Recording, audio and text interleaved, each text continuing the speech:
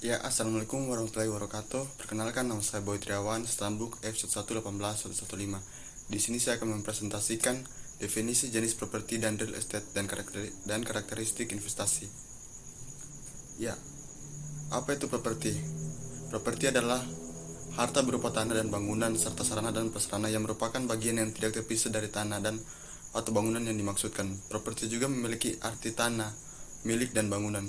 Namun properti juga bisa diartikan secara luas yang kaitannya dengan kepemilikan seseorang atau sekelompok orang atas suatu hak eksklusif.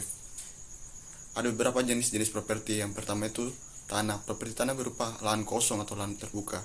Bisa juga ada bangunan namun tidak mendominasi. Yang kedua, bangunan untuk tempat tinggal. Jenis properti ini dimanfaatkan sebagai tempat tinggal manusia untuk memenuhi kebutuhan pokoknya.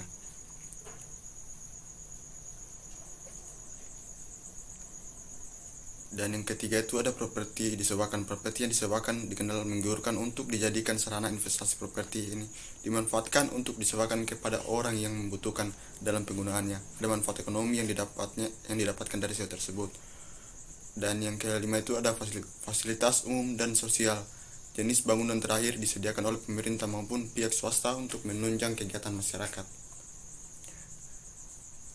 Selanjutnya, apa itu real estate?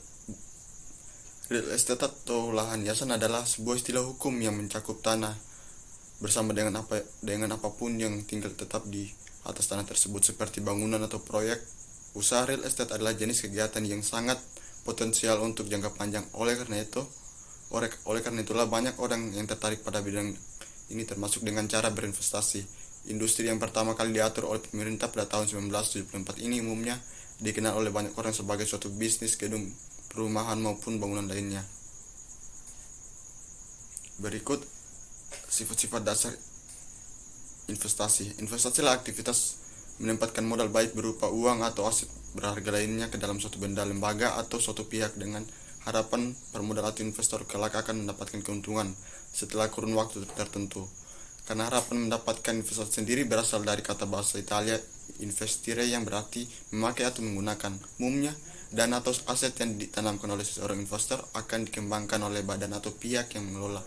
Keuntungan dari hasil pengembangan tersebut nantinya akan dibagikan kepada investor sebagai imbal balik sesuai dengan ketentuan antar kedua pihak. Tujuan dari investasi: yang pertama itu untuk mendapatkan penghasilan tetap, yang kedua untuk memperoleh kehidupan yang lebih layak dan stabil di masa yang akan datang, yang ketiga berguna untuk mengembangkan usaha, yang keempat mendapatkan jaminan dalam bisnis, yang kelima membentuk dan mengontrol dana untuk suatu kepentingan khusus, contohnya seperti kepentingan sosial, kepentingan ekspansi, dan lain-lain.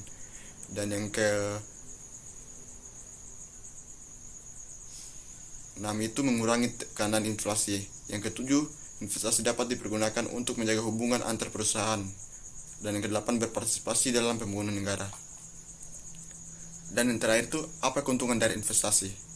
Jadi keuntungan itu, berinvestasi dapat membantu mempersiapkan modal untuk kebutuhan di masa depan. Sebut saja biaya pernikahan, pendidikan anak, kesehatan, dan lain-lain. Melalui investasi, kamu bisa mengatasi peningkatan biaya pada kebutuhan-kebutuhan tersebut. Sekian dari saya, terima kasih.